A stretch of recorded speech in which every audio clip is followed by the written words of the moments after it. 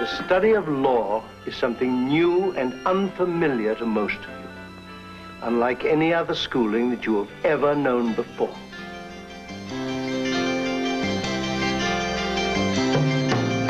First years are hard years, much more than we know. With good friends to love us, we'll feel every blow. Stay open to all things, unknown and new. And one day, we'll all say, hey, look, we've come through.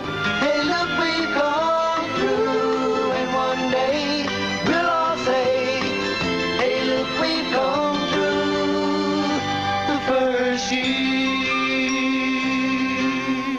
You teach yourselves the law, but I train your minds. You come in here with a skull full of mush, and if you survive, you leave thinking like a lawyer.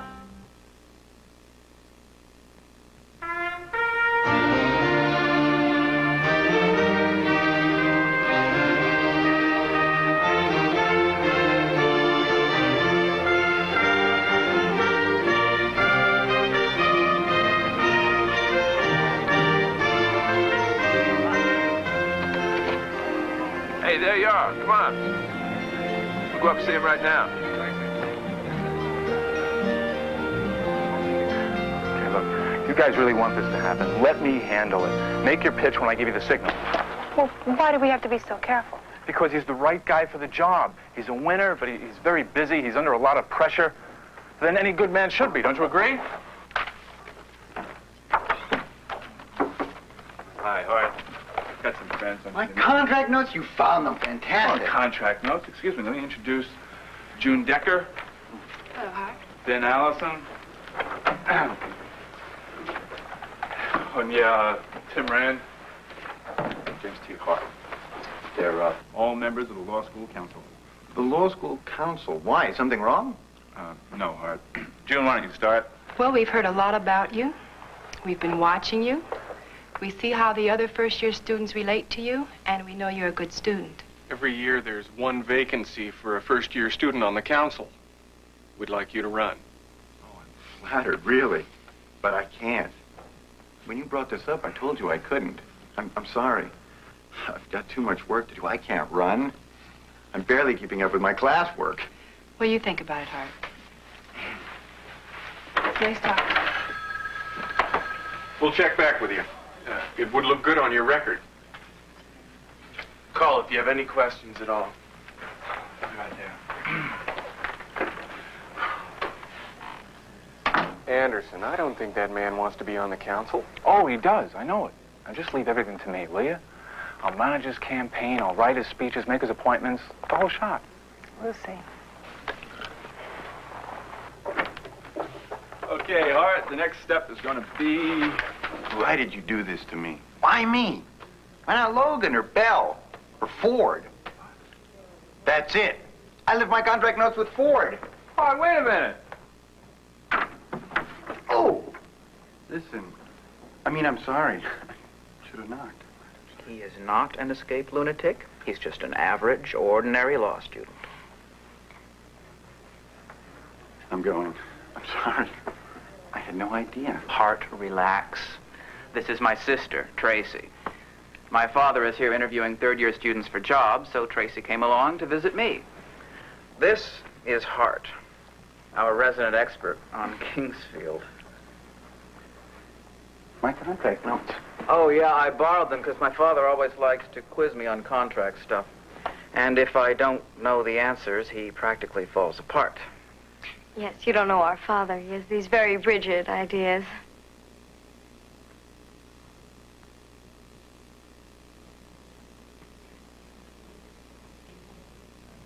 It's good to meet you. You're going to be okay. Just keep your mouth shut and sit in the back row. All right. And whatever you do, don't raise your hand, even to scratch your head. He might call on you. All right. You know, Daddy's coming to the class, too. He's coming to class? Why didn't you tell me? I thought he was busy interviewing the 3Ls for jobs. Got one of his junior partners to fill in for him. He wants to see you in class. I do not want him to come. Kingsfield is bad enough. Ford, I hear your dad is here. I think I saw him. Look, you can help me. I'd like to get a job with James and Ford for the summer. Oh, Belle, come on. Your father's the senior partner. You can put a word in. You can get me an interview, Ford. They don't hire first-year students for summer jobs. They can if they want to. I mean, they're so big. Those big Wall Street law firms can do anything they want. And the pay. Well, leave him alone. You have your own entree to Mr. Ford. Your father's one of his biggest clients, isn't it? So what? I'm not going to trade on my father's relationship with him. I don't have to. I got my own way of doing ththings. Come on, Tracy, let's get out of here. I got to get my mind together before class. Come on, Ford. Ford. Give a break, will you?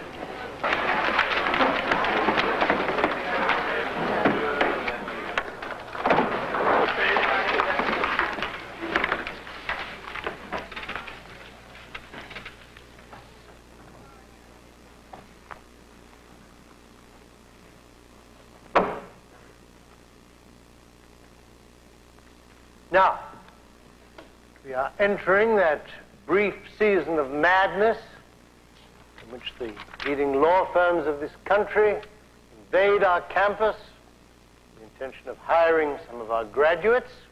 It is therefore entirely appropriate that we should review what constitutes offer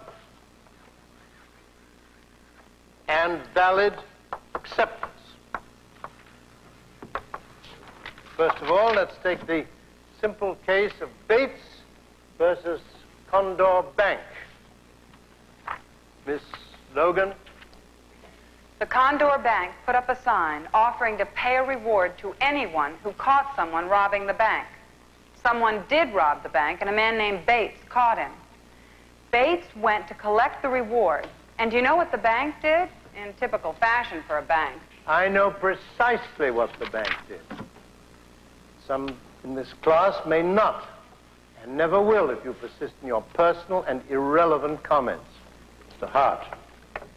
The bank said Bates should have come in before the robbery and made a formal acceptance. Say, I accept the offer, I'll keep my eyes peeled, and if somebody does try to rob the bank, I will apprehend him. Since Bates didn't do that, the bank refused to pay anything. And the judgment of the court? It held that by the terms of the reward offer, the act of acceptance was in the capture of the criminal himself. Acceptance, therefore, doesn't always have to be verbal. Sometimes it can be an act. Now, what if Bates had not seen the award offer? What if he went out and captured the criminal as a good citizen doing his duty? Now, what then? Should he still receive the reward? Mr. No, sir, I don't think he should be given the reward. It is not possible to accept an offer if you don't know about it. In other words, you don't wish to reward the good Samaritan who goes out and captures a dangerous criminal. Sir, I do not see the bank as being obligated to reward someone who isn't concerned. In other words, you see contract law as representing a society in which only those who do things for money or for selfish gain should receive a reward. Is that it?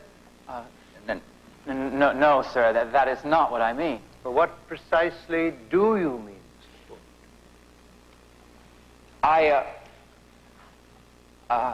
Hart? I think the issue here is whether reward contracts constitutes a special form of offer and acceptance. Obviously, society is interested in stopping crime, and reward contracts raise fundamental issues in our society. And the two examples you gave, Bates's actions were the same. He stopped the criminal. But the motivations were different. In one, the motive was to get the reward money, and the other was to stop a crime. Now, what part does motive play in contract law and in reward contracts? Hart! You knew my father was here. You could have agreed with me. You could have supported my answer. I didn't know he was here. You saw my sister. Who'd you think that was with her? A 60-year-old boyfriend? Ford, I don't notice anything except Kingsfield in this class. That issue could have been argued both ways. You could have stuck up for me. But this is law school, Ford. The whole point is to argue, to disagree. But not with me at a time like this. Come on, Ford. Relax, relax. Walk with me to the library. You go your way. I'm going mine.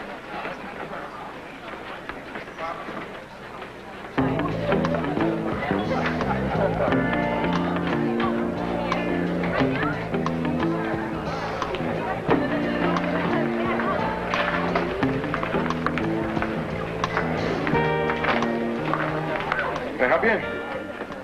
Yeah, I'm looking for Jim Hart. How old are you, honey? 18. 16. Well, you're gonna need some food in front of you. Oh, a hamburger, okay? Sure. You a friend of Hart's? I'm Ford's sister. Oh, sure, I know Ford.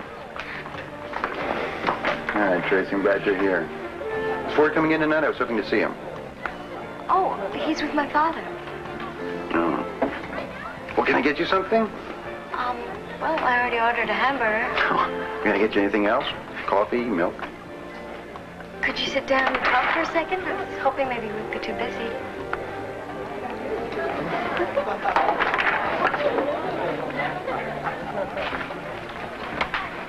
Ford talks a lot about you. He really likes you. So, what's it like coming from a farm? Oh, it's really nice. Minnesota's beautiful. It isn't just the farm. It's the whole way of life. It's wonderful. Tracy, is Ford okay? How do you mean? Well, do you know what happened after class today? Yeah, I know he hassled you, but he really does like you.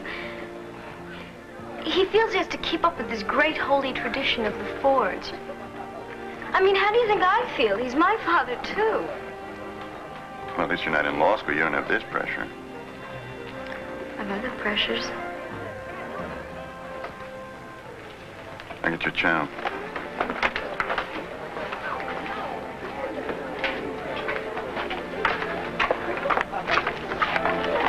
There you go, Hart. Hart, wake up. You're working. Hart. Ernie, what would you think if I ran for the 1LC from the Law Council? I think you'd win. You mean that? Sure. I've seen the way the guys react to you. You're liked, admired, you're not a stuffed shirt, you have a good chance. Yeah, it might be nice to have the 1L member of the Law Council waiting on tables. If you know what I mean. Might give it a try. You could have cited the case of Mason versus Jordan. You might also have cited Horner versus Great Canadian. Why didn't you? Because I didn't know about those cases. Why didn't you? I don't know. They're all well-known cases dealing with reward contracts and offer and acceptance. They weren't in the case book. You could have found them in the library. Horner versus Great Canadian was decided by your great-great-grandfather, Judge Ford. How do you expect to survive here? Father, I am doing the best I can. I have organized the study group I am with. I am working 15 hours a day. I am really trying. No Ford has ever needed a special dispensation to enter the firm. Dad, please. I suggest that you consider your position. You might, for example, press yourself a little and work all night. I used to. And then you might thrust yourself forward in Kingsfield's class. I'll be there, by the way, watching. Another thing. There is one seat allocated for a first-year student in the Law Council. Why don't you put yourself up for it?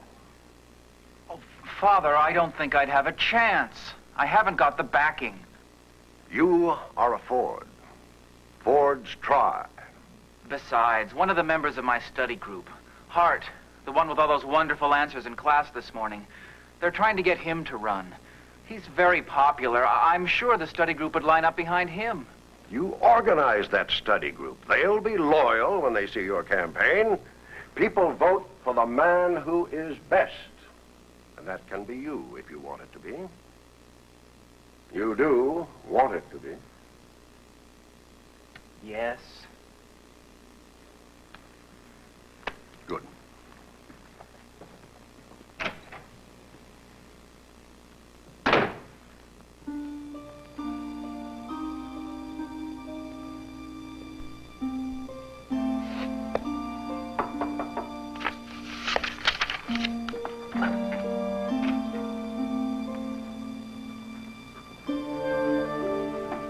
I have to put up a sign. Will you leave me alone? Could we have a little talk? I know the pressure you've been under. I just talked to Tracy. Will you stay away from Tracy? She is 16. What's the matter with you? Let's just talk for a minute. No, we cannot talk for a minute. I am too busy. I don't have time. I'm doing a complete review job for Kingsfield's class tomorrow. Tomorrow is going to be a different story. I'm going to know this stuff cold. Okay. Hart. Maybe I am overreacting. You could do me one favor. You're the big contract law expert. Sometimes I think you know what Kingsfield's going to say before he says it. Not often. Well, do you think he's going to stay with reward contracts tomorrow or skip ahead to indefinite contracts? Ford, I'm not a fortune teller. I don't know. But you do. Look, I don't have time to study both in complete detail. At least give me your best guess. Guess! He's going to stick with reward contracts.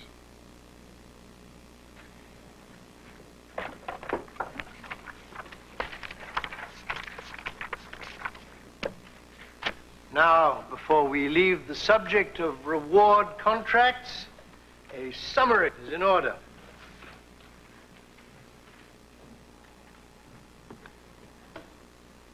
Miss Logan, you undertake to enlighten us. In reward cases, the law stretches its doctrine of offer and acceptance to achieve something very important socially. Rewarding a person... Mr. Ford, since you seem intent on making noise, perhaps you'd better make it with your mouth rather than with your hands. I shall now give you that opportunity. Since we're about to consider indefinite contracts, would you please elaborate on the case of Watkins versus Deutscher? Watkins? Page 418, Mr. Ford.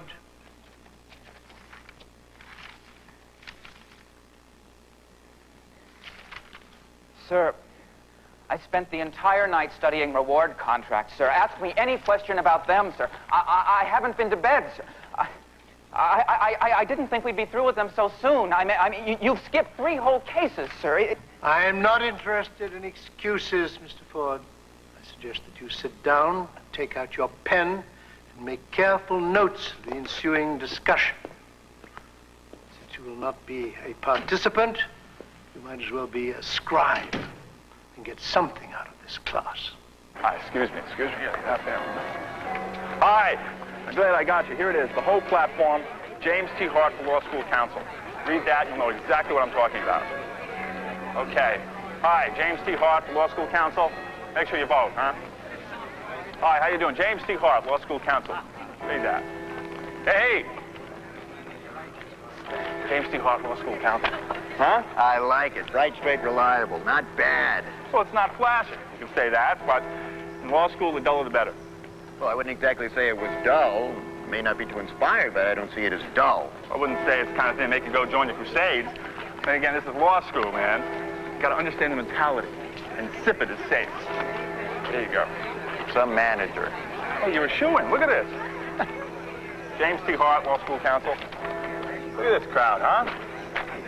There you go. James T. Hart, Law School Counsel. Now I see what you two are made of. All this time working behind my back. Behind your back? Nothing's behind your back, Ford. I was the one who told you we were trying to get Hart to run. Yeah, but you made it seem like you didn't want to. And you did it just because... How did you find out? Find out? Find out what? That I'm running. Tracy. You've been seeing Tracy. You're running for law counsel? Straight. Honest. I'll never forget this, Hart. You ruined me in class, in front of my father, all because you knew all along you were going to run and you didn't want opposition. Ford, you're flipping out. That was never in my mind. And I know why, Hart. I know why. Because you've hated me. You've been jealous of me. Oh, you pretend to be my friend. But you've hated me all along because of my family. I've seen it happen before. Well, we are better, Hart. Not because we're richer. I couldn't help that. We are better because we don't stab people in the back.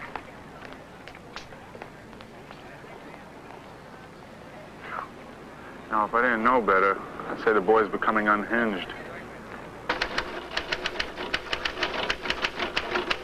Is Professor Kingsfield in? Mr. Ford, I hope you found some good people for your law firm. I asked you if he was in. Oh, yes, sir. I'll see if...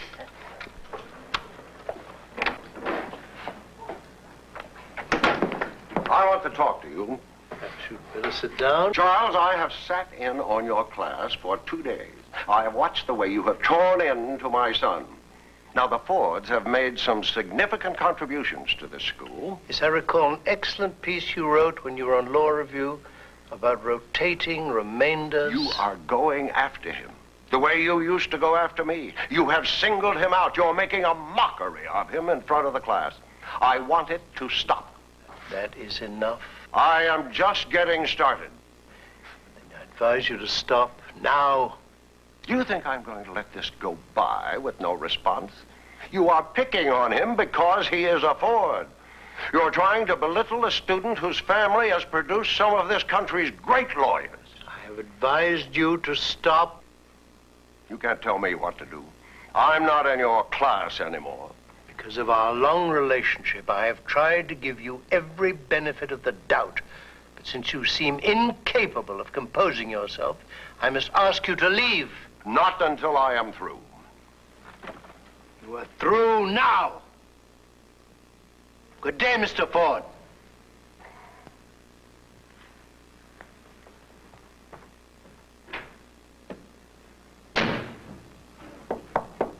Come in.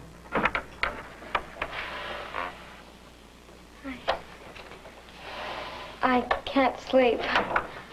I thought you might like to go for a walk or something. Tracy, I think you better go back to your hotel.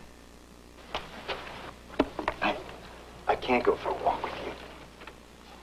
I can't do anything with you. I'd like to. I can't. So you think there's nothing going on between us, then?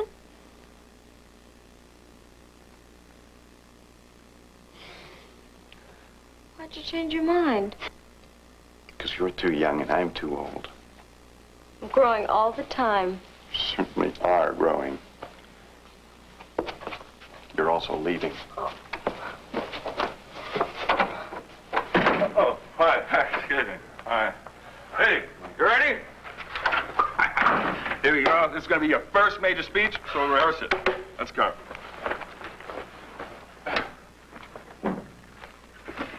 Oh, we can't attack Ford. I can't say this. But Ford has nothing to do with this. Now, come on. I've worked on it for hours. But this isn't me. Hart, you got to say something. Let me think a minute. Okay. It's good. Set the atmosphere. Good. The food in the cafeteria needs more than better supervision. It needs a rebirth. It needs to become food. Right. You got him. Major lectures should be taped, put on cassettes, and made available on a non-profit basis so they can be listened to again.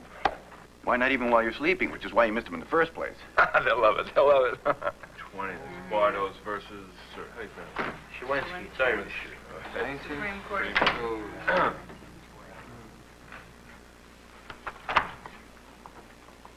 I have been writing campaign platforms that I think will have a lot of meaning for this school, and I expect your support.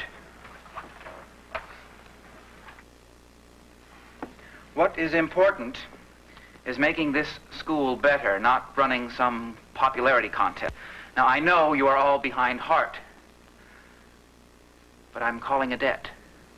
I want your allegiance. I formed this study group. It has to support me. You don't get support by demanding it, Ford. Sometimes that's the only way you can get it. Well, that's the most honest thing I've ever heard you say. All right. Where does everybody stand? Anderson. I'm Hart's campaign manager. I want your vote anyway. I can't. Bell? I'm voting for her. Jonathan. I happen to like Hart's platform, Ford. I don't even know yours. It's being developed. Logan. Ford, I can't. I'm voting for Hart. Why? Because I believe he'll be better for the job than you are. I'll be honest with you, Ford. I think he's more objective, closer to his feelings, and I think he has a more open mind. Closer to his feelings?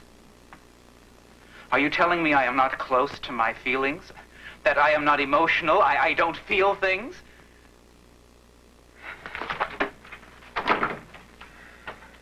Professor Kingsfield, the dean is here to see you. Never keep the dean waiting, Mrs. Nottingham.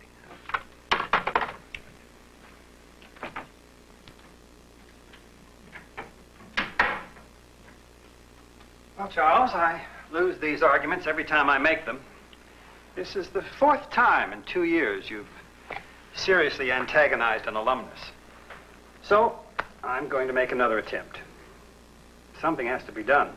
Mr. Ford is pressuring for your retirement, and you know how much weight he carries with the alumni. This school does not depend upon the firm of Janes and Ford. It depends upon principles. I know that, Charles, of course. Then what precisely are you asking of me? Can't you try to patch things up? You did kick him out of your office. He deserved it. He suggested I favor one student over another. For the good of the school, Charles, bend a little. Bend once in your life. You may arrange a meeting with Mr. Ford here in this office, if that is what you desire. Then you'll apologize. Excuse me, I believe Mr. Justice Reynolds is waiting for a telephone call from me. Thank you, Charles. I feel I've made some progress. This time I don't know if I've lost.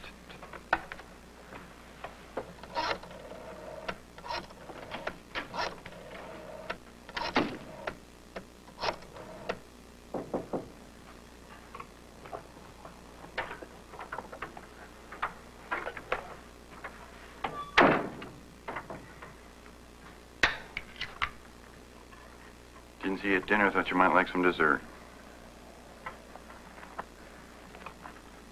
What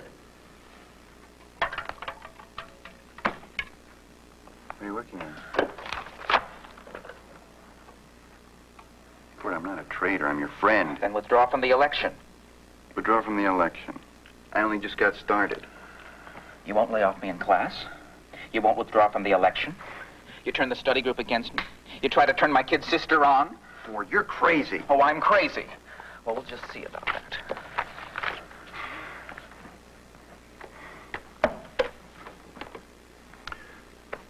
You're a nice guy. I'd rather be in your study group than any on campus. You've been an incredible help to me, not only in criminal law, throughout the whole semester. You know the ropes, you know the way the law school operates. It's in your blood. I listen to everything you say about law school.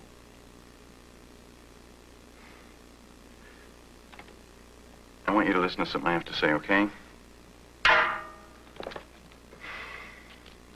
You're having rough going.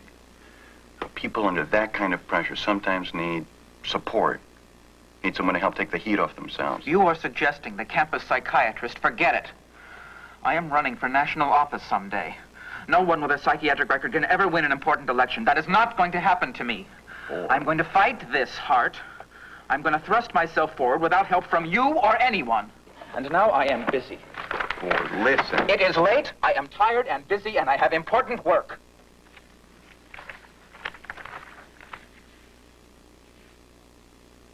You want the beer? No.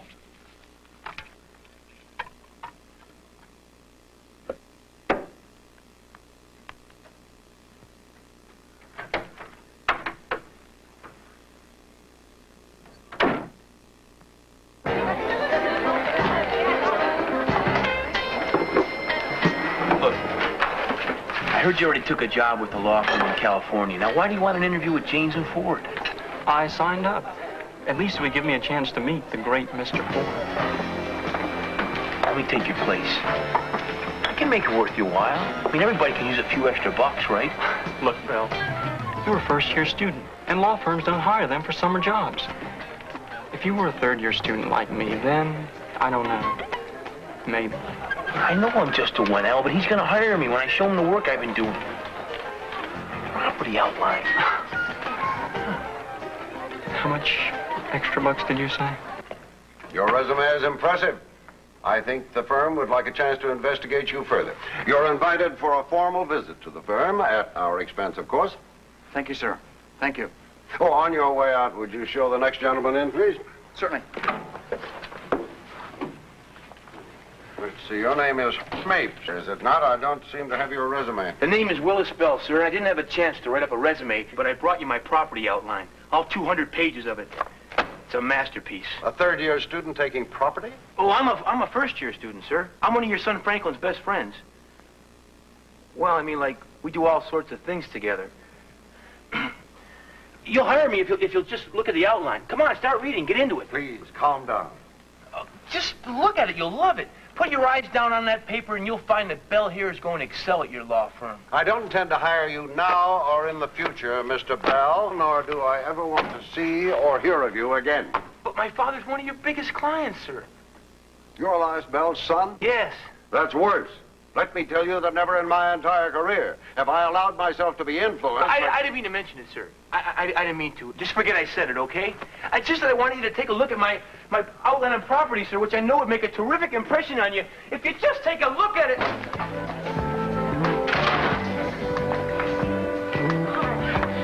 I just took a cab from the hotel. My brother's in his room, but he won't take any phone calls from me or from my father. That's not like him. I don't know, I'm worried. Will you go over there with me? See if I can get off. Ernie, I gotta check on Ford. I'm going with his sister. Okay, go ahead.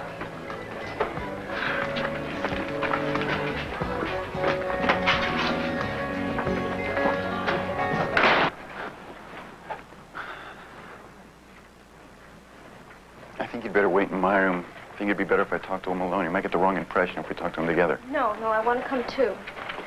Okay, but let me try it first. Ford? Hart, where have you been? I've been looking all over for you. I called the tavern. What's going on? Hold it. Ford? Ford, it's Logan. May I come in? You got your speech in exactly 10 minutes. Let's hit it, huh?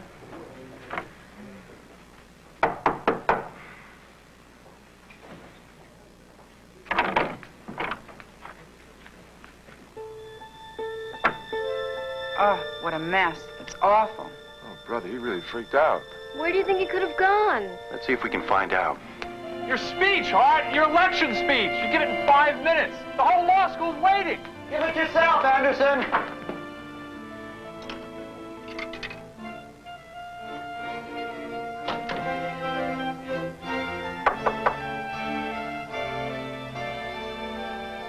Yes?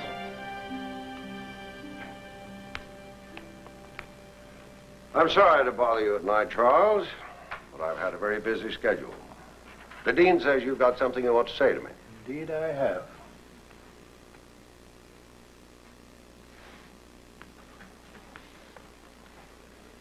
You don't have to apologize.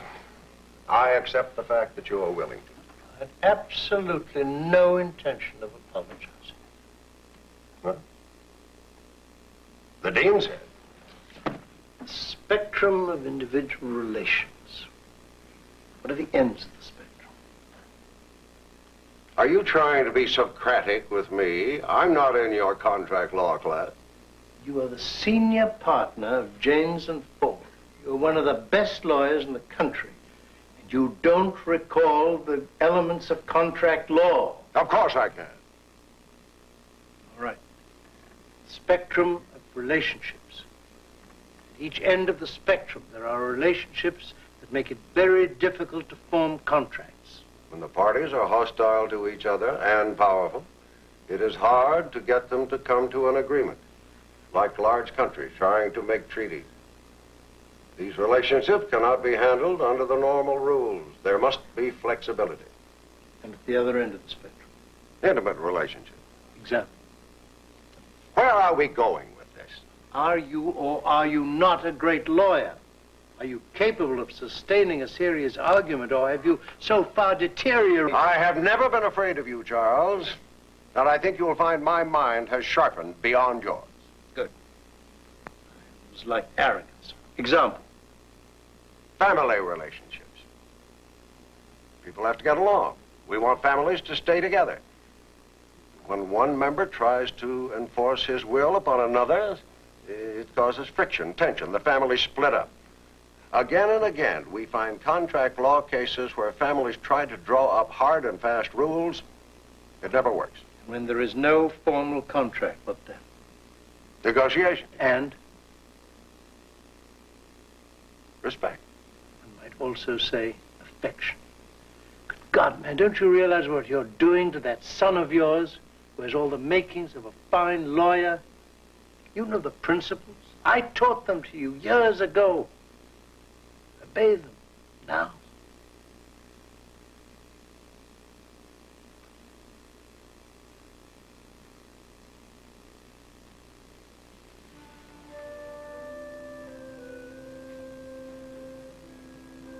Don't think for a moment you're going to get an apology from me for going to the dean.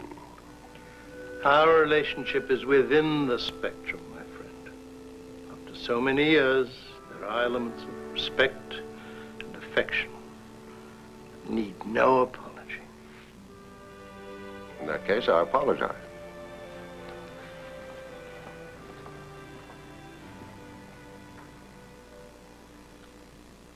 International Airlines, do you have a booking on any flight within the next couple of hours for Mr. Frank? No emergency admittances under that name? Sure, no one by that name. Could you has made a check for me reservation? one more time? I'd really appreciate it. All right, thank you. Okay. Thank you very much. You sure? Got no more change. I've made 14 calls. 11. Not a clue. Maybe he just went home. Oh, no way. You wouldn't go back there. Where would he go? I'm really worried now.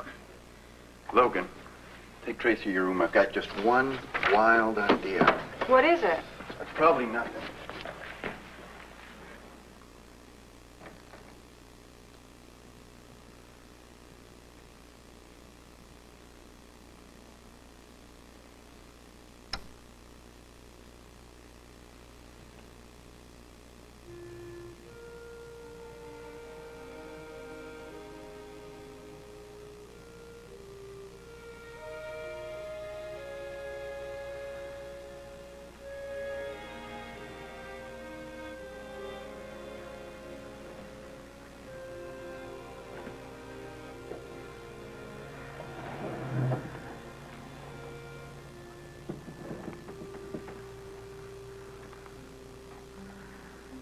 To me, you ought to be making a big speech about me, Hart.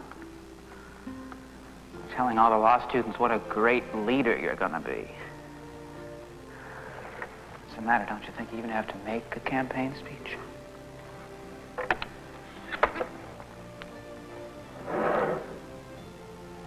Yeah?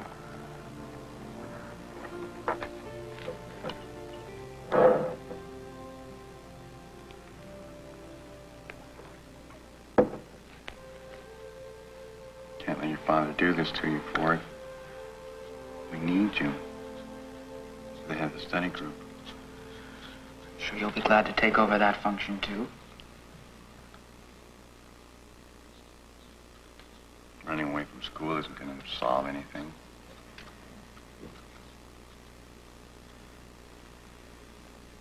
You see when you're in this classroom? You see Kingsfield, don't you?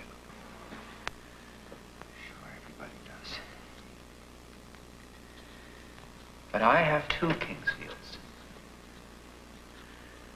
The other one is that particularly haughty fellow on the left. That judge with the great cold eyes and that tight mouth. That happens to be my great-great-grandfather.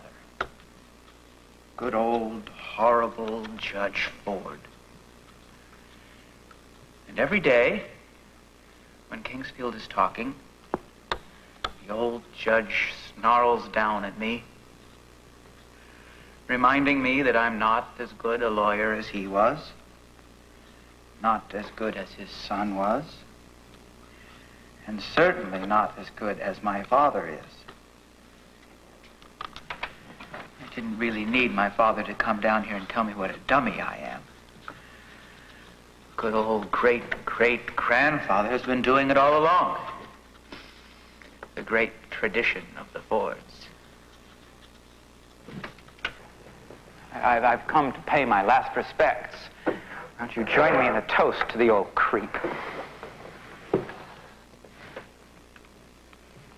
Ford, you're a great lawyer and a great person. Don't worry about me, Hart. I'll get a job driving a truck.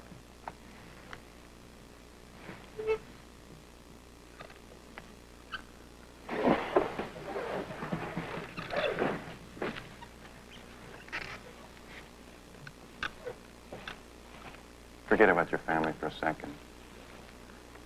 You didn't come here to pay your last respects to Gramps. You came here because you love this place. Before your father came, you were fine. Admit it, Ford. You love this law school. No, Hart, I hate it. And I hate my family, too. You got it, Gramps? You, too. Admit it, Ford. You love it. You wouldn't be here paying your last respects if you didn't love it. You don't want to go. Why don't you say what you really feel for the first time? I hate it. You love it. I hate it. You love it.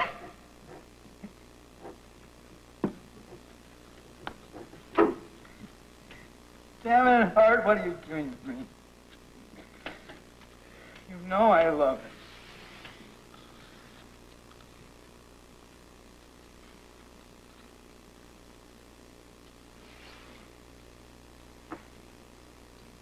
You know, let this good bottle of booze go to waste. What about a toast to Anderson? Two best candidates for the election don't show up. Old Anderson gets a free shot at the vacancy. But he's up there right now. And he's probably not making a fool of himself.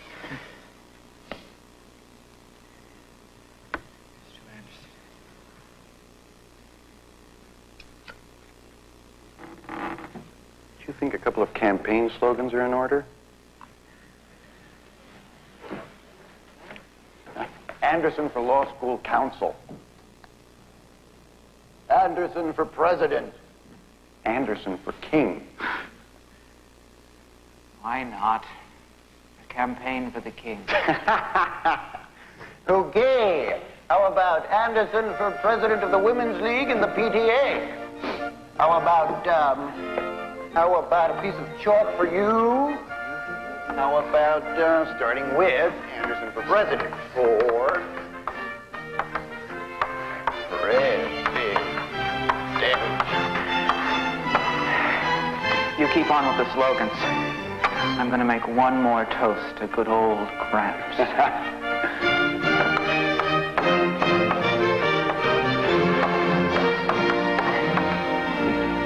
Professor Kingsfield, as a representative of the Law School Council, Mr. Kingsfield, as a representative of the Law School Council. Come on!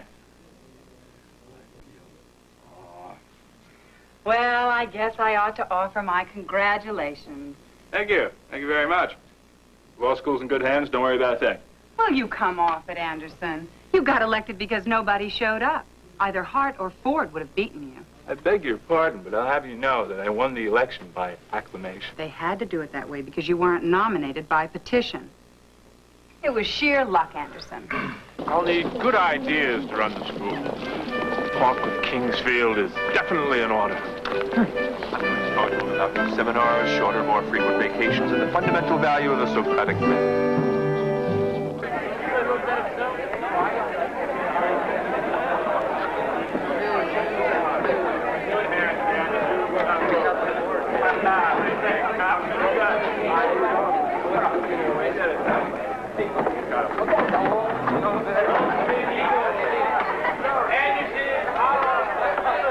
I don't believe that.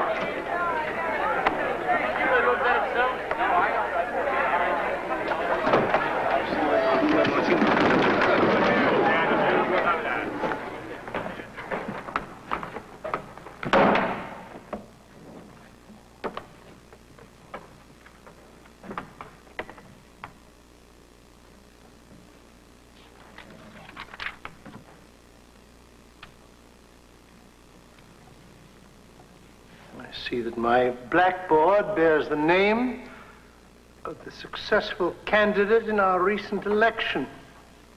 Congratulations, Mr. Anderson, on a most impressive victory. Thank you, sir. Clean it. Excuse me, sir, but since you know the school so well, that I feel at this time your help would be of a great deal of service to the first-year students. Clean it, Mr. Anderson. Make my blackboard as clean and empty as the vast and arid desert of your mind.